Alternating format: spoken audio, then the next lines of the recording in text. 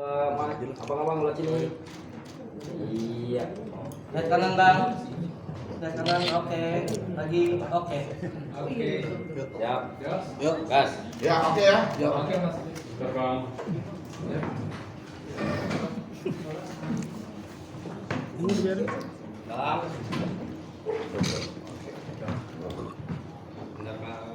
Ya baik, terima kasih teman-teman semua ya, media. Assalamualaikum warahmatullahi wabarakatuh. Salam sejahtera bagi kita semua. Jadi pada hari ini ya, siang hari ini kita mengenai tanggapan press conference Beauty District tanggal 28 April 2025. Saya bersama klien saya Bu Iren Kamaludin akan menanggapi terkait press con pada hari itu ya. Oke. Di poin pertama ya, ketika mereka preskon adalah terkait masalah akte pendirian bahwa Beauty District berdiri sejak 2021. GSC minta kerjasama di tahun 2024 di lokasi GSC yaitu 3 tempat dan direnovasi dengan biaya Beauty District sendiri. Ya kan, Beauty District yang dimiliki oleh siapa? Iren Kamaludin. Enggak, Beauty District. Diana Jo ya, oleh Diana Jo. Lalu tanggapan kami ya, pertama bahwa bentuk kerjasama yang disepakati Beauty District di lokasi dengan nama Beauty District sehingga wajib mengurus izin Beauty District khusus untuk lokasi PIK. Izin sejak 2021 adalah operasional untuk lokasi lain. Dan kemudian untuk menjalankan kewajiban Beauty District di PIK berdasarkan perjanjian, Beauty District wajib mengurus izin klinik di Jakarta Utara. Hal ini pengakuan bahwa tidak ada niatan Beauty District untuk mengurus izin dan melaksanakan kewajibannya. Ya kan, kewajibannya. Padahal di sini diatur di dalam Permenkes nomor 9 tahun 2014 mensyaratkan setiap klinik wajib memiliki izin mendirikan izin operasional yang didirikan oleh pemerintah kabupaten kota. Nah, kan itu ada di pasal 25. Setiap penyelenggara klinik wajib ya mendirikan izin. Coba slide-nya mana tuh? Ya kan ini ya, pertama tuh. Kita bisa lihat di sini. Jadi jangan bilang bahwa Beauty District telah memiliki izin. Lalu mana? Terus kemudian mana? Ada surat jawaban itu mana tuh? Ah, itu dia tuh. Nah, ini surat dari Krisnamurti Lau meminta keterangan kepada Kemenkes, Dinkes ya, iya, dan pelayanan PTSP, dan telah dijawab bahwa Beauty District ya kan tidak terdaftar izinnya di sini, jelas itu. Tanggal berapa tuh? 14 April 2023 ya jawabannya ya. 2025 tahun 2025 tuh. Jadi jelas terkait menyangkut masalah izin. Jadi bukan seperti yang dikatakan mereka bahwa kan itu adalah tanggung jawab daripada GSC untuk mengurus izin. Jadi kalau itu tanggung jawab GSC, kan tidak mungkin karena di situ ada apa tuh namanya 2 merek di situ. Kemudian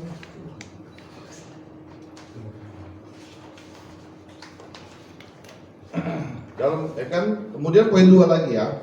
Grand opening di Maret 2004 Beauty District 2024 Beauty District ruang lingkupnya treatment dengan mesin yang tidak invasif. GSC ruang lingkup treatment yang membutuhkan dokter. Lalu tanggapannya, Beauty District memerlukan dokter untuk operasi mesin. Mesin treatment dalam klinik, contoh mesin-mesin yang lain. Jadi di sini bisa dilihat nih ya kan bahwa ada komunikasi melalui WA. Ya kan melalui WA. Coba dilihat di situ tuh, ya kan jelas tuh. Ya kan kok ini WA apa nih Bu Iren Kamaludin nih?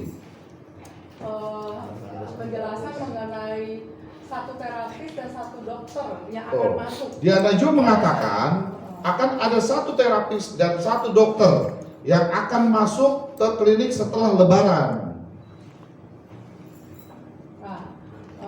Lalu juga kita ada diskusi bagaimana apabila ada klien bagaimana. Nah, juga kalau ada klien dokter tersebut akan standby, begitu juga dengan mesinnya. Nah, itu dia ya.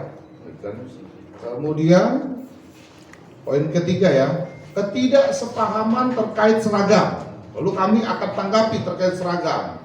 Jadi seragam yang dipakai dalam klinik sudah disepakati oleh kedua belah pihak. Kemudian telah disepakati bahwa seragam yang dipakai karyawan GSC dan Beauty District terdapat bordiran logo masing-masing klinik. Lalu ketiga, tidak ada paksaan dengan pakaian seragam. Nah, ini bukti penjelasannya. Seragam yang dipakai oleh karyawan GSC ada tulisannya di bordir nih. Nah, itu dia kan. Jadi ada Beauty District, lalu ada GSC.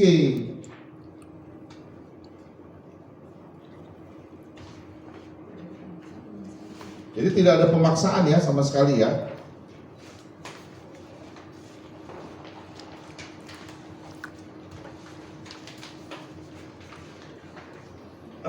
Lalu poin keempat ya, setelah klinik berjalan, GSC mencabut CCTV seperti sabotase oleh karyawan. GSC ditunjukkan satu rekaman CCTV, itu yang mereka katakan tuh kemarin dalam preskonnya.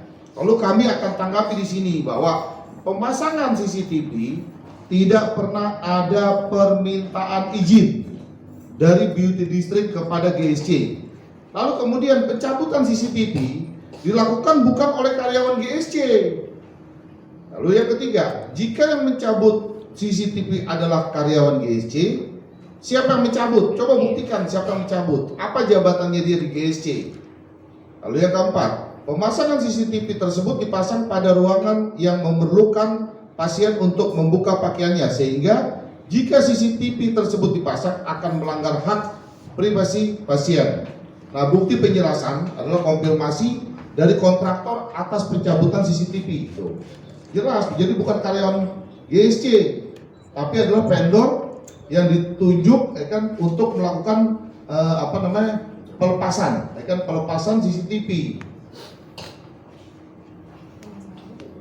Nah, pemasangannya pun juga kita tidak mengetahui karena dia tidak ada izin kan kepada kami sebagai pemilik daripada ruko tersebut, gitu loh.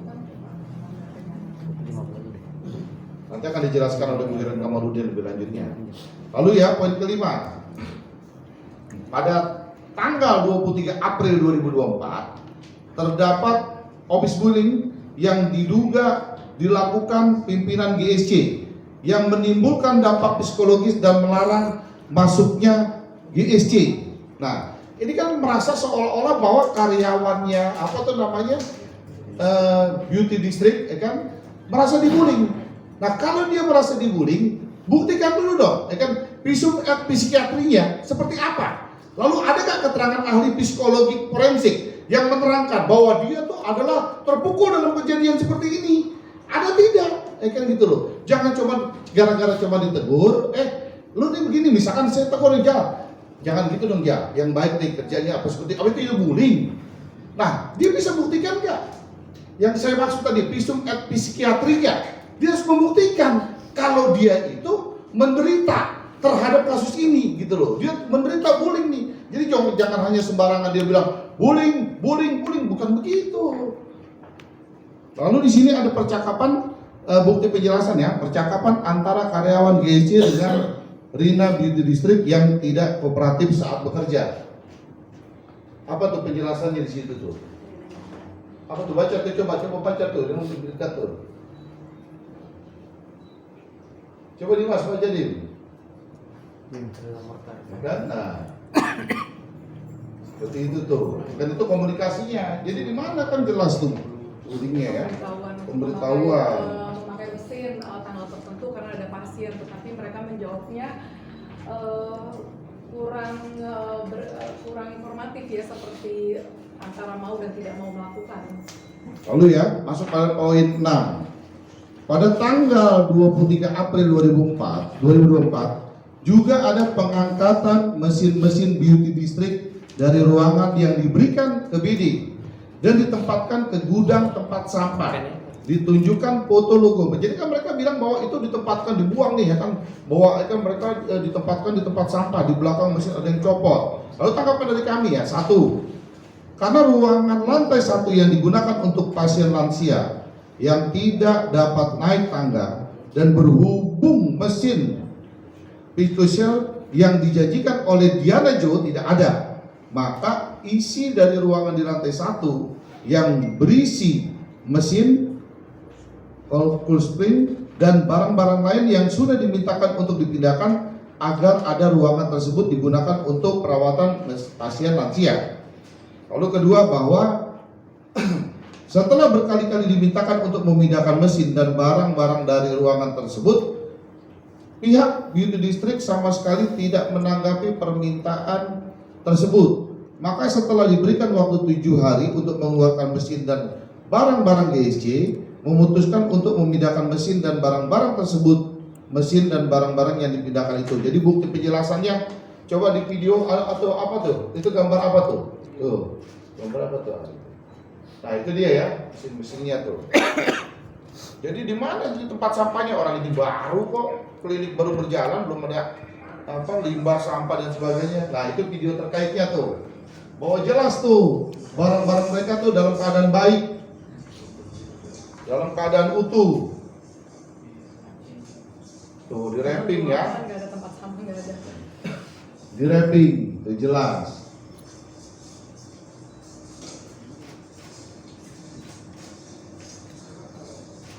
Jadi kalau barang itu dalam keadaan diterima dalam keadaan baik, jadi kita lepas, kita copot, ya kan, kita copot, kita lepas, dan kita kembalikan kepada yang berhak. Tidak ada unsur ingin meniat merusak tuh nggak ada, lalu menghilangkan juga tidak ada, dan telah diterima oleh utusan yang diutus oleh Diana Jo, ya kan, yang dikuasakan oleh Diana Jo, diterima dalam keadaan baik-baik. Mana tuh coba slide-nya tuh yang bahwa diterima, ya kan, dalam keadaan baik-baik tuh. Kan ada tanda terimanya kita kan, dalam keadaan baik-baik. Nah, ditandatangani kan, semua jelas bahwa barang-barang tersebut telah diterima dalam keadaan baik oleh oleh Tio siapa tuh namanya tuh? Pokoknya orang utusan dari Beauty District aja, dari Diana Jo gitu ya. Dio Rampen. Dio Rampen tuh. Itu orang yang diutus kan, Ya. Itu enggak orang yang diutus untuk mengambil. Ada tanggalnya juga itu. Iya. Jadi barang-barang tersebut juga masih dapat digunakan. Di mana dibilang dirusak. Jadi dilepas, dicopot, diberikan kepada yang berhak. Tidak ada niatan unsur kita akan merusak barang tersebut, lalu menghilangkan barang tersebut, tidak ada. Dan telah dikembalikan kepada yang berhak. Di mana? Kan perusahaannya itu di mana? Nggak ada di sini. Lalu dalam poin ke-7 ya, semenjak hari itu, kejadian tanggal 23 April 2024, karyawan Beauty District dilarang masuk ke GSC dan barang-barang pendukung treatment dikeluarkan dari ruangan Beauty District. Ini yang dikatakan oleh kuasa hukum Beauty District ketika preskon kemarin. Lalu tanggapan dari kami, pertama adalah pelarangan masuk karyawan BD hanya ditujukan kepada Rina yang sudah dimintakan penggantian karyawan Beauty District dengan alasan sikap dan perilaku yang tidak baik yang telah menimbulkan keresahan dan lingkungan kerja yang tidak nyaman di klinik. Lalu di poin 2, karyawan Beauty District atas nama siapa nih? Olive tetap diperbolehkan masuk, namun beliau memilih untuk tidak masuk. Nah ini nih, ada apa nih, bukti apa nih, chat nih ya, ada bukti chat larangan untuk masuk klinik terhadap bukti chat kita menginformasikan untuk pergantian Rina ya, supaya kondisi kerja di dalam klinik itu lebih nyaman dan lebih kondusif. ya. Lalu poin 8 ya, Beauty District minta tanggung jawab dari GSC, namun tidak ada itikat baik untuk menanggapi atau hal lain, sehingga Beauty District melaporkan tindak pidana kerusakan terhadap pimpinan GSC pada tanggal 7 2004 di Polres Jakarta Utara yang saat ini telah ditetapkan menjadi tersangka. Nah ini kita lihat ya, coba ya, ini dari somasi pertama yang dilayangkan oleh mereka, lalu kemudian coba dibesarkan di slide-nya dibesarkan jelas. Nah di somasi itu berapa jumlahnya? 811 juta. Nah 811 juta. Lalu apa yang disomasi yang dia minta? Lalu ya, saya terangkan. Pertama adalah biaya konstruksi, kedua biaya pemasangan AC, Ketiga, biaya acara grand opening sebesar sekian ya. Lalu keempat, kompensasi klien. Kelima, kompensasi kontrak. Keenam, biaya perlengkapan beauty district. Ketujuh, biaya operasional apa tuh? Beauty district. Nah, ini yang diminta diganti rugi. Kan jelas tuh somasinya. Kenapa sekarang tiba-tiba ujuk-ujuk adanya pengerusakan? Sementara somasinya nggak ada terkait pengerusakan. Coba lihat, ya kan? Jadi kita sambungkan nih ya, bahwa yang diminta kerugian pergantiannya 900 juta terkait barang ini. Nah kalau barang ini udah jelas ini adalah perdata, paham nggak bos? Ini perdata. Tapi kenapa sekarang tiba-tiba ujuk-ujuk terkait laporannya menyangkut masalah pengerusakan? Jadi antara laporan polisinya yang di Polres Jakarta Utara dengan somasinya nggak sambung, bos, nggak nyambung ini. Jadi yang diminta tuntutan kerugiannya terkait menyangkut barang ini, sementara laporan polisinya terkait masalah kerusakan. Nah kami biasanya, ya kan, kalau mau mensomasi orang dengan laporan polisinya itu nyambung. Ini nggak nyambung antara laporan polisinya dengan somasinya, nggak nyambung. Apakah hal ini ada pasal-pasalnya gitu loh, sehingga memtersangkakan Iren Kamaludin? Justru dalam hal ini nanti kami akan minta kejelasan. Kami akan bersurat kepada Pak Kapolda Metro Jaya, kami akan bersurat kepada Bapak Kapolri, dan kami akan bersurat juga kepada Bapak Komisi 3, Bapak Habibur Rahman, minta penjelasan ini. Kenapa tiba-tiba ujuk-ujuk Iren Kamaludin ditersangkakan gitu loh.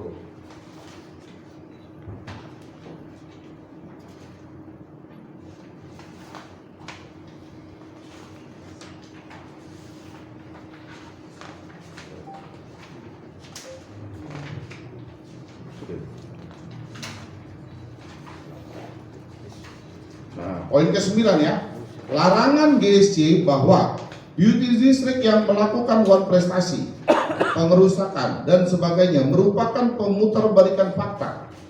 Karena beauty district yang dirugikan karena sudah investasi besar untuk renovasi mesin-mesin dan sebagainya yang dikesampingkan tanpa melihat perjanjian. Itu menurut preskonnya mereka kemarin. Tanggapan dari kami, justru sebaliknya, GSC yang menyediakan ruko tanpa harus biodistrik membayar sewa. Jadi Diana Jo tidak membayar sewa. Jadi kan Iren Kamaludin yang menyiapkan daripada ruko tersebut, lalu Diana Jo tidak membayar uang sewa. Kemudian kedua, beauty district tidak mengeluarkan investasi yang signifikan. Lalu poin ketiga, renovasi apa yang dilakukan, berapa biayanya, harus ditunjukkan. Mesin adalah bagian dari kesepakatan dalam perjanjian. Jika dikatakan one prestasi, berarti ini kan dikatakan ini adalah one prestasi itu kemarin bilang. Ya berarti ini kan kasusnya perdata. Kenapa sekarang tiba-tiba melaporkan hal ini menjadi tindak pidana? Jadi kemarin tuh ya ada bukti preskonnya beauty district. Ini siapa nih yang di tengah nih? Apa tuh namanya itu siapa tuh? Bu Iren Kamaludin itu siapa tuh? Dokter Jesse yang tidak pernah sekalipun datang selama klinik berjalan dan tidak tahu apa-apa untuk operasional di klinik kami. Oh itu dia nggak pernah datang ke sana. Itu ngapain tuh pakai preskon segala dia kalau nggak ngerti tentang operasional? Ngapain dia ngikut-ngikut tuh? Itu apa namanya? Menjelaskan ya. Jadi artinya bahwa kalau pengerusakan itu kembali lagi ya kan, kalau pasal yang dirusakkan yang ditersangkakan Iren Kamaludin di Polres Jakarta Utara kan harus tahu siapa pelaku pengerusakannya, di mana dilakukan pengerusakannya, jam berapa, harus jelas. Lalu akan dirusaknya dengan menggunakan alat apa, harus jelas. Nah, tidak ada niatan batin Iren Kamaludin ingin merusak suatu barang, nggak ada itu sama sekali. Jadi jangan dibuat-buat lah, hal ini jangan dibuat-buat. Ya mungkin itu penjelasan kami dari kuasa hukum Ibu Iren Kamaludin. Mungkin lebih jelasnya Ibu Iren Kamaludin yang akan lebih menerangkan detail-detail. Mungkin ada pertanyaan daripada teman-teman media buat Ibu Iren Kamaludin. Bu Iren, mau nanya, kan kemarin terlihat di slide mereka ketika preskon itu ini bicara soal barang mereka ya, yang dikategorikan adanya kerusakan. Nah itu terlihat jelas memang ada kerusakan. Apakah dari sana membuka hasil, kalau di sini kan packingnya kan rapi ya, apakah yang di sana ketika membuka sendiri tiba-tiba sudah rusak atau gimana? Menurut pandangan Bu Iren? Yang mana yang rusak, Pak? Barang-barang mereka. Gak ada yang rusak. Kemarin itu ada di slide gambarnya. Ada kerusakan. Nah itu dia. Mungkin sedikit saya luruskan. Artinya bahwa tanggal berapa penerimaan? Coba tanggal berapa itu penerimaan apa tuh namanya barang-barang tersebut? Penerimaannya tanggal berapa? Tanggal berapa tuh? Coba jawab tanggal berapa itu? Hah? 29 berapa? 29 berapa? 29 November ya. 29 November telah diterima dalam kondisi baik-baik. Nah, kemudian dia laporkan polisi tanggal berapa dia laporkan polisinya? Hah? 7 Mei dia laporkan polisi. Berarti ada jeda berapa lama? Hah? 4 bulan. Nah, dalam kondisi 4 bulan siapa yang merusak? Kita kan nggak tahu, Bos. Betul dong? berita acara itu ada enggak? Berita acaranya jelas ada dan tanggal November telah diterima dalam kondisi baik-baik. Kami mempunyai videonya, kami telah mempunyai fotonya. Lah kalau barang lu rusak, kenapa lu lapornya bulan Mei? Kenapa nggak besokan? Kenapa lu nggak besokannya? Paling kan telepon, kenapa lu barang lu rusak? Sehari 2 hari, kenapa lu mesti lapornya bulan Mei? Nah siapa yang merusak? Dan itu diserah terima dengan orangnya langsung loh. Yang Dengan pasti Pak William ini, iya, dan ditandatangan satu-satu tanpa pemaksaan. itu yang mungkin penjelasan dari kita bahwa jedahnya terlampau lama antara terima barangnya November lalu dilaporkan LP-nya Mei. Hah? Iya. Berarti ada indikasi sesuatu gitu, Bang. Apa? Oh, enggak. Iya. Berarti ada indikasi dong ya. Kenapa? Kalau pihak yang di sana mengada-ngada.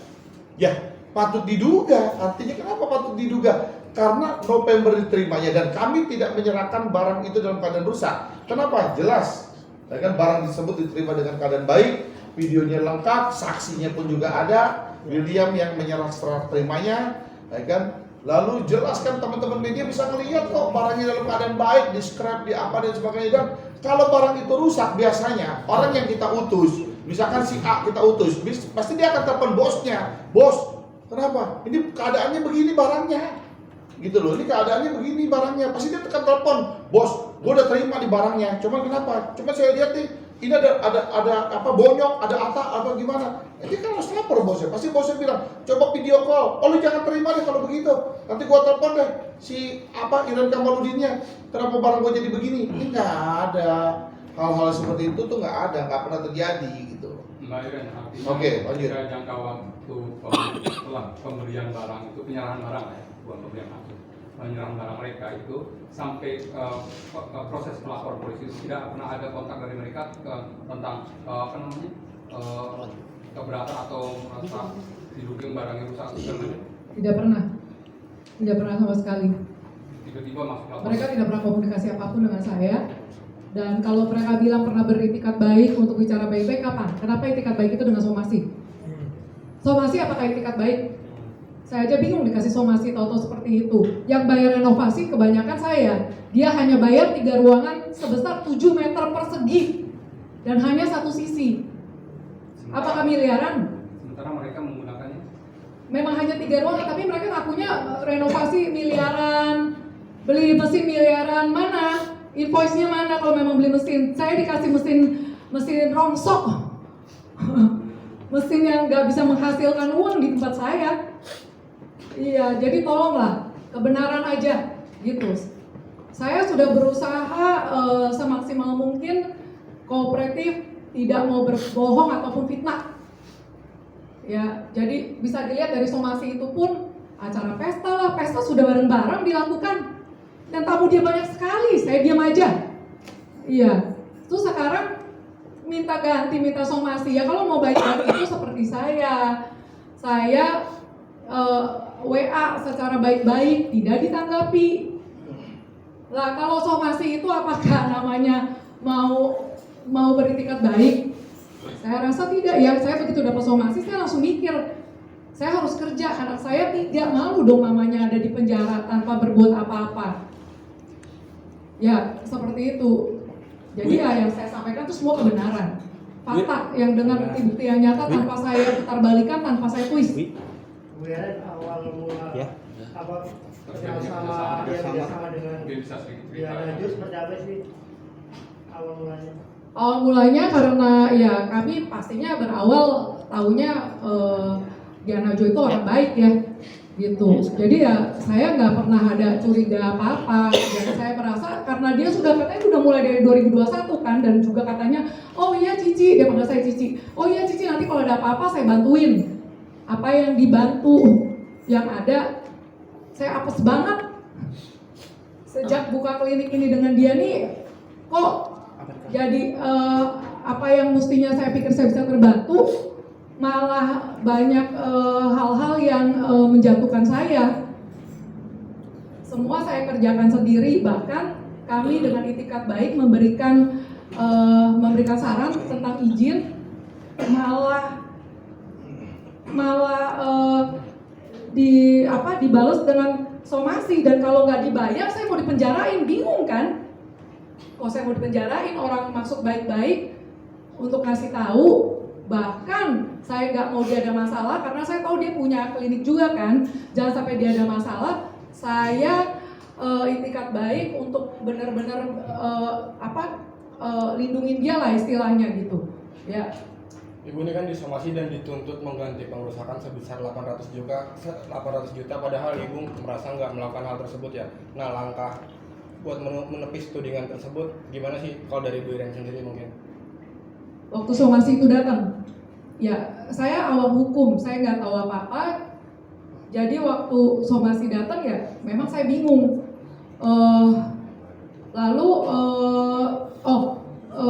Saya tidak bisa menanggapi apa-apa ya karena memang apa yang mau saya ganti gitu. Lalu pernah saya tanyakan juga kepada Diana Jo, tapi tidak ditanggapi. Ya. Dan tahu-tahu dapat panggilan polisi saya taat, nggak pernah mau telat. Kenapa? Saya nggak ngerti. Saya cuma mau ini cepat selesai. Karena saya tidak melakukan kesalahan yang dituduhkan. Penipuan, penggelapan, pengerusakan apa? Artinya ibu merasa dizolimi atau gimana sih Bu kalau seperti ini mungkin? Amat sangat. Saya minta perlindungan hukum sekali lagi. Ya kalau saya salah, ya saya diginiin, saya masih berpikir ya udah minta maaf dan ya harus diperbaiki. Kita maksudnya baik, itu yang kerja di klinik saya berapa banyak, kalau begini caranya semuanya nggak bisa kerja, kasihan mereka juga perlu makan kan. Jadi tolonglah, sudah setahunan dia ngerjain saya. Yang diberitakan, yang diucapkan itu menahan seluruh karyawan beauty district ya, itu tidak benar.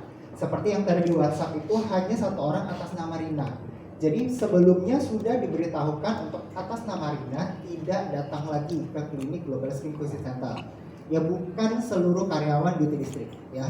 Sekali lagi saya tekankan. Hanya satu orang ini. Hanya satu orang atas nama Rina. Jadi bukan melarang seluruh karyawan beauty district. Nah tetapi Rina ini tetap datang. Sedangkan kita sudah katakan tidak datang. Nah jadi ketika dia datang posisinya saya ada di sana. Jadi saya tidak izinkan karena kalau dia akan datang situasi kerja akan semakin tidak kondusif. Ya jadi posisi saya tahan di depan, saya dengan baik dan sopan saya beritahukan kalau oke, tidak bisa masuk lagi sesuai yang sudah kita infokan sebelumnya di H-1. Tapi dia datang, dia marah, di situ dia berkata-kata kasar, perilaku dia tidak sopan. Saya dengan sangat sopan tetap menahan dan oke, tidak bisa masuk. Alasannya kenapa sih kok sosok Rina ini menjadi kayak semacam ada rasa khawatiran? Jadi sebenarnya dari sebelumnya saya itu kan namanya kita satu lingkungan kerja, kita butuh kerjasama ya, butuh komunikasi yang enak. Nah untuk bicara dengan Rina ini dia punya sopan santun yang benar-benar buruk. Dalam arti gini, contoh misalnya kita bicara sama dia. Nah kita bicara sama dia tuh bisa buang muka main handphone kayak gak mau dengerin loh. Bagaimana caranya kita bisa komunikasi? Sedangkan kan untuk menghandle misalnya satu pasien atau pekerjaan pasti kita perlu komunikasi yang baik. Nah kalau misalnya diberlakukan seperti itu dan banyak juga keluhan dari karyawan lain yang mengalami kesulitan, dianggap mengalami kesulitan untuk komunikasi dengan Rina ini karena attitude-nya seperti itu. ya. Nah seperti contohnya yang tadi ada bukti WhatsApp tadi itu ya, kita konfirmasi jawabnya singkat, terus yaudah tanya aja sendiri, tanya loh ini kan kita butuh komunikasi, makanya kita hubungin, tanya ini ke dia gitu loh. Jadi bagaimana caranya kita bisa bekerja dengan baik. Nah dari situ situasi semakin tidak kondusif, makanya akhirnya kita beritahukan tidak masuk ke itu. Hai, terima kasih sudah menonton. Jangan lupa subscribe, like, comment, and share.